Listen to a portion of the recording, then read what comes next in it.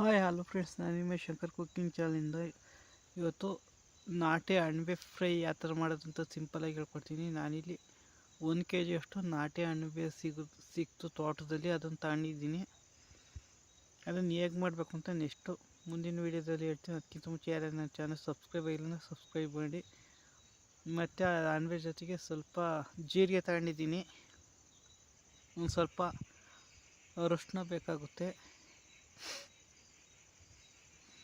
ಮತ್ತು ಕೊತ್ತಂಬರಿ ಸೊಪ್ಪು ಒಂದು ಅರ್ಧ ಕಟ್ಟು ಬೇಕಾಗುತ್ತೆ.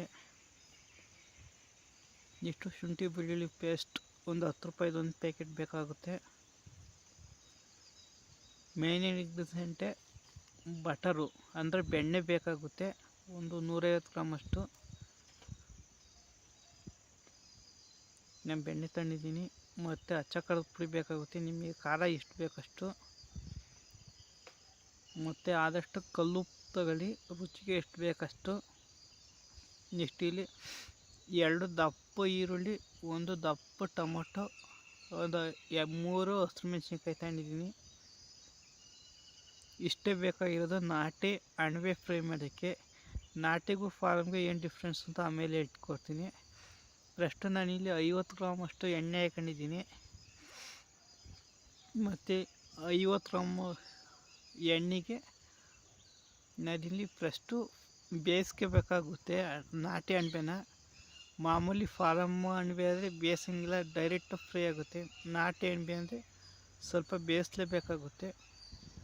ನಾವು ಇಲ್ಲಿ ಒಂದು 8 ನಿಮಿಷ ಅಷ್ಟು ಬೇಯಿಸ್ಕೋಬೇಕಾಗುತ್ತೆ. ಇವಾಗ ಒಂದು 2 ನಿಮಿಷ ಬೇಯಿಸಿದ್ದೀನಿ. ಒಂದು 2 ನಿಮಿಷ ಬೇಯಿಸಾದ್ಮೇಲೆ ನಾನಿಲ್ಲಿ ಒಂದು 50 ಗ್ರಾಮ್ ಅಷ್ಟು ಬೆಣ್ಣೆ ಹಾಕೊಂಡಿದ್ದೀನಿ. ಬೆಣ್ಣೆ ಹಾಕೊಂಡ್ರೆ ಸ್ವಲ್ಪ ಟೇಸ್ಟ್ ಚೆನ್ನಾಗಿರುತ್ತಲ್ಲ ಅಂತವ. ಟೋಟಲು ನಾನಿಲ್ಲಿ 8 ನಿಮಿಷ ಬೇಯಿಸ್ಕೊಂಡಿದ್ದೀನಿ. ಮತ್ತು ಯಾರ್ಯಾರು ನನ್ನ ಚಾನಲ್ಗೆ ಸಬ್ಸ್ಕ್ರೈಬ್ ಆಗಿಲ್ಲ ಅಂದರೆ ಈ ಕೂಡಲೇ ನನ್ನ ಚಾನಲ್ಗೆ ಪ್ಲೀಸು ಸಬ್ಸ್ಕ್ರೈಬ್ ಆಗಿ. ನೋಡಿ, ಈ ಥರ ನೀಟಾಗಿ ಈ ನೀರು ಏನೂ ಹಾಕಬೇಡಿ, 50 ಗ್ರಾಮ್ ಎಣ್ಣೆ ಹಾಕಬೇಕು. ಏಕೆಂದರೆ ಈ ಅಣಬೆಲೆ ನೀರು ಬಿಟ್ಕೊಳ್ಳೋ ಚಾನ್ಸಸ್ ಜಾಸ್ತಿ ಇರುತ್ತೆ, ಅದಕ್ಕೋಸ್ಕರ ನಾನು ನೀರೇನೇ ಆ್ಯಡ್ ಮಾಡ್ಕೊಂಡಿಲ್ಲ. ಎಷ್ಟು ಬೇಯಿಸಾದ್ಮೇಲೆ ಏನು ಮಾಡಬೇಕು ಅಂತ ಹೇಳ್ತೀನಿ. ಅದಕ್ಕಿಂತ ಮುಂಚೆ ನನ್ನ ಚಾನಲ್ ಸಬ್ಸ್ಕ್ರೈಬ್ ಆಗಿಲ್ಲ ಅಂದರೆ ಈ ಕೂಡಲೇ ಸಬ್ಸ್ಕ್ರೈಬ್ ಆಗಿ. ನೋಡಿ, ಇವಾಗ 8 ನಿಮಿಷ ಬೆಂದೈತೆ, ನೋಡಿ ಎಷ್ಟು ನೀರು ಬಿಟ್ಟೈತೆ ಅಂತ. ಇವಾಗ ನೀರು ಬೇರೆ ಅಣಬೆ ಬೇರೆ ಸಪ್ರೇಟಾಗಿ ಮಾಡ್ಕೋಬೇಕು. ನೀರು ಲಾಸ್ಟಿಗೆ ಬೇಕಾಗುತ್ತೆ ಫ್ರೈಗೋಸ್ಕರ, ಅದಕ್ಕೋಸ್ಕರ. ನೋಡಿ, ಅಣಬೆ ಇವಾಗ ಪರ್ಫೆಕ್ಟಾಗಿ ಬೆಂದಿದೆ. ನಾನು 10 ನಿಮಿಷ ಬೇಯಿಸಿದ್ದೆ, 8ರಿಂದ 10 ನಿಮಿಷ ಬೇಯಿಸಿದ್ರೆ ಸಾಕಾಗುತ್ತೆ. ಇವಾಗ ನಾನು ಅಣಬೆನ ಸಪ್ರೇಟಾಗಿ ಎತ್ತಿಟ್ಕೊತಾಯಿದ್ದೀನಿ. ಮತ್ತು ಯಾರ್ಯಾರು ನನ್ನ ಚಾನಲ್ ಸಬ್ಸ್ಕ್ರೈಬ್ ಆಗಿಲ್ಲ ಅಂದರೆ ಸಬ್ಸ್ಕ್ರೈಬ್ ಮಾಡ್ಕೊಳ್ಳಿ. ನೋಡಿ, ಎಲ್ಲ ಎತ್ತಾದ್ಮೇಲೆ ಇವಾಗ ನಾನು ಇಲ್ಲಿ ಪುನಃ 30 ಗ್ರಾಮ್ ಎಣ್ಣೆ ತಗೊಂಡಿದ್ದೀನಿ, 50 ಗ್ರಾಮ್ ಬೆಣ್ಣೆ ಹಾಕೋತಾಯಿದ್ದೀನಿ. ಡೈರೆಕ್ಟಾಗಿ ಬೆಣ್ಣೆ ಹಾಕೊಳ್ಳೋದ್ರಿಂದ ಸೀದೋಗುತ್ತೆ ಅಂತ ನಾನು ಇಲ್ಲಿ ಸ್ವಲ್ಪ ಎಣ್ಣೆನೂ ಹಾಕೊಂಡಿದ್ದೀನಿ. ಮತ್ತು ಒಂದು ಅರ್ಧ ಸ್ಪೂನಷ್ಟು ಜೀರಿಗೆ ಹಾಕೊಂಡಿದ್ದೀನಿ. ನೆಕ್ಸ್ಟ್ ಇಲ್ಲಿ ಫಸ್ಟಿಗೆ ನಾನು ಹಸಿರು ಮೆಣಸಿನ್ಕಾಯಿ ಹಾಕೋತಾಯಿದ್ದೀನಿ. ಹಸಿರು ಮೆಣಸಿನ್ಕಾಯಿ ಫಸ್ಟಕ್ಕೆ ಯಾಕೆ ಹಾಕೋಬೇಕು ಅಂದರೆ ಅದು ಘಾಟೆಲ್ಲ ಹೋದಾಗ ನಿಮಗೆ ಗ್ಯಾಸ್ಟ್ರಿಕ್ಕು, ಎದೆ ಉರಿ ಅದೇನು ಆಗೋಲ್ಲ, ಅದಕ್ಕೋಸ್ಕರ ನಾನು ಫಸ್ಟಕ್ಕೆ ಮೆಣಸಿನ್ಕಾಯಿ ಹಾಕೋತಾಯಿದ್ದೀನಿ. ನಿಮ್ಗೆ ಏನು ಬೇಕೋ ಅದನ್ನು ಹಾಕೊಳ್ಳಿ. ಇದನ್ನು ಒಂದು 2 ನಿಮಿಷ ಫ್ರೈ ಮಾಡಾದ್ಮೇಲೆ ಈರುಳ್ಳಿ ಟೊಮೊಟೊ 2 ಹಾಕೋತಾಯಿದ್ದೀನಿ. ಜಾಸ್ತಿ ಫ್ರೈ ಮಾಡೋಂಗಿಲ್ಲ, ಒಂದು 3/4 ಭಾಗ ಬೆಂದರೂ ಸಾಕಾಗುತ್ತೆ. ಈರುಳ್ಳಿ ಟೊಮೊಟೊ ಸ್ವಲ್ಪ ಬೇಗ ಫ್ರೈ ಆಗಲಿ ಅಂತ ನಾನಿಲ್ಲಿ ಒಂದು ಅರ್ಧ ಸ್ಪೂನಷ್ಟು ಉಪ್ಪು ಹಾಕೊಂಡಿದ್ದೀನಿ, ಅಥವಾ ನಿಮಗೆ ರುಚಿಗೆ ಎಷ್ಟು ಬೇಕಷ್ಟು ಉಪ್ಪು ಹಾಕೊಂಬಿಡಿ. ನಾಟಿ ಅಣಬೆ ಫ್ರೈ ಮಾಡೋದು ಎಷ್ಟು ಸಿಂಪಲ್ಲು ಅಂತ ಪರ್ ಸೆಕೆಂಡಲ್ಲೇ ಮಾಡ್ಕೋಬೋದು, ತೋರಿಸ್ಕೊಡ್ತೀನಿ. ನೋಡಿ, ಇಷ್ಟೇ. ನೋಡಿ, ಅದು ಎಣ್ಣೆ ಯಾವ ಥರ ಬಿಟ್ಕೊತೈತೆ, ಫ್ರೈ ಆಲ್ಮೋಸ್ಟ್ ಆಗೋಗಿದೆ. ಇವಾಗ ಇದಕ್ಕೆ ಸ್ವಲ್ಪ ಕೊತ್ತಂಬರಿ ಸೊಪ್ಪು ಆ್ಯಡ್ ಮಾಡ್ಕೊಂಡಿದ್ದೀನಿ.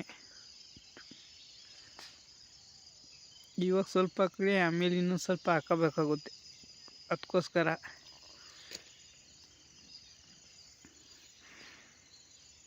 ಇಷ್ಟು ಫುಲ್ಲು ಲೋ ಫ್ಲೇಮ್ ಮಾಡ್ಕೊಳ್ಳೋಣ.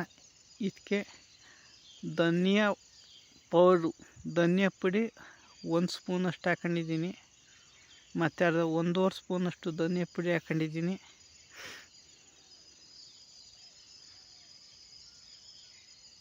ಒಂದು ಅರ್ಧ ಸ್ಪೂನ್ 1 ಸ್ಪೂನಷ್ಟು ಗರಂ ಮಸಾಲ ಹಾಕ್ಕೊಂಡಿದ್ದೀನಿ.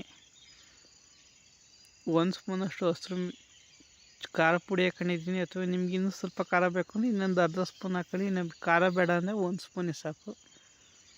ನಾನು ಹಸಿರು ಮೆಣಸಿನ್ಕಾಯಿ ಹಾಕಿರೋದ್ರಿಂದ ಖಾರ ನನಗೆ ಸಾಕಾಗುತ್ತೆ, ಅದಕ್ಕೋಸ್ಕರ. ನೆಕ್ಸ್ಟು ಇದ್ದ ಟೈಮಲ್ಲಿ 1 ಸ್ಪೂನಷ್ಟು ಶುಂಠಿ ಬೆಳ್ಳುಳ್ಳಿ ಪೇಸ್ಟ್ ಹಾಕೋಬೇಕಾಗುತ್ತೆ.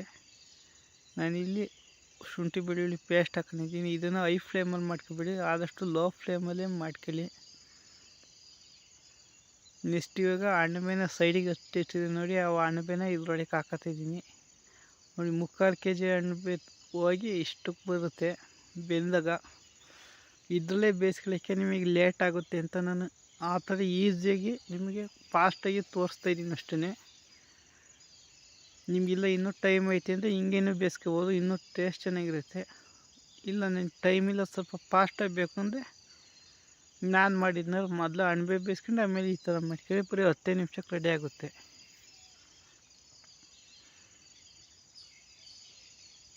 ನೋಡಿ ಇಷ್ಟೇ, ಎಷ್ಟು ಸಿಂಪಲ್. ಸ್ವಲ್ಪ ನೀರು ಹಾಕೊಳ್ಳಿ.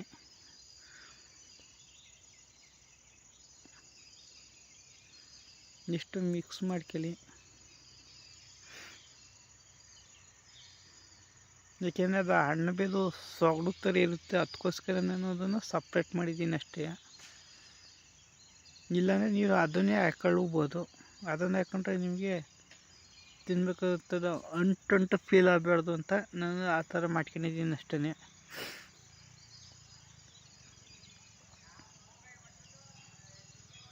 ಮತ್ತು ಯಾರೇ ನನ್ನ ಚಾನಲ್ ಸಬ್ಸ್ಕ್ರೈಬ್ ಆಗಿಲ್ಲ ಅಂದರೆ ಸಬ್ಸ್ಕ್ರೈಬ್ ಆಗಿ. ಇವಾಗ ಪ್ಲೇಟ್ ಮುಚ್ಚೋಣ, ಒಂದು 5 ರಿಂದ 6 ನಿಮಿಷ ಬಿಡೋಣ. ನೋಡಿ ಇವಾಗ ಅಣಬೆ ಇನ್ನೂ ನೀರು ಬಿಟ್ಕೊಂಡು ಎಷ್ಟು ನೀಟಾಗಿ ಐತೆ. ಇವಾಗ ಇದಕ್ಕೆ ನಾನು ಕೊಕೊನಟ್ ಪೌಡ್ರ್ ಹಾಕೋತಿದ್ದೀನಿ. ಡೆಸ್ನೆಟ್ ಕೊಕೊನಟ್ ಪೌಡ್ರು ಅಥವಾ ಕೊಬ್ಬರಿ ಪುಡಿ ಹಾಕೋತಿದ್ದೀನಿ. ಇಲ್ಲಾಂದರೆ ನೀವು ಕಾಯಿನ ತುರಿದ್ಬಿಟ್ಟು ಹಿಂಗೆ ಹಾಕೋಬೋದು. ನಾನಿಲ್ಲಿ ಕೊಕೊನಟ್ ಪೌಡ್ರ್ ಹಾಕೋತಾಯಿದ್ದೀನಿ ಅಷ್ಟೇ. ಏಕೆಂದರೆ ಕಾರ್ನ್ಫ್ಲೋರ್ ಏನೂ ಹಾಕ್ಬಿಡಿ. ಈ ಥರ ಕೊಬ್ಬರಿ ತುರಿ ಹಾಕೋದ್ರಿಂದ ನಿಮಗೆ ಡ್ರೈ ಆಗುತ್ತೆ, ನಿಮಗೆ ಪರ್ಫೆಕ್ಟಾಗಿ ಪಕ್ಕ ಬರುತ್ತೆ. ಕಾಯಿ ಹಾಕ್ದಂಗಾಗುತ್ತೆ, ಟೇಸ್ಟು ಚೆನ್ನಾಗಿ ಬರುತ್ತೆ. ನೋಡಿ ಇಷ್ಟೇ. ನಿಮಗೆ ನಾಟಿ ಅಣಬೆ ಫ್ರೈ ಇಷ್ಟ ಆದರೆ ನೀವು ನನ್ನ ಚಾನಲ್ಗೆ ಸಬ್ಸ್ಕ್ರೈಬ್ ಆಗಿ ಸಪೋರ್ಟ್ ಮಾಡಿ. ನಿಮ್ಗೆ ಯಾವ ರೆಸಿಪಿ ಬೇಕು ಅಂತ ನನಗೆ ಕಮೆಂಟ್ ಮಾಡಿ. ಆ ರೆಸಿಪಿನ ಆದಷ್ಟು ಬೇಗ ನಿಮ್ಮ ಮುಂದೆ ತರ್ತೀನಿ. ಸಿಗೋಣ ನೆಕ್ಸ್ಟ್ ವಿಡಿಯೋದಲ್ಲಿ. ಅಲ್ಲಿವರೆಗೂ take care, bye bye, see you. Travel video ಎಲ್ಲ ಬರುತ್ತೆ, ಸಿಗೋಣ.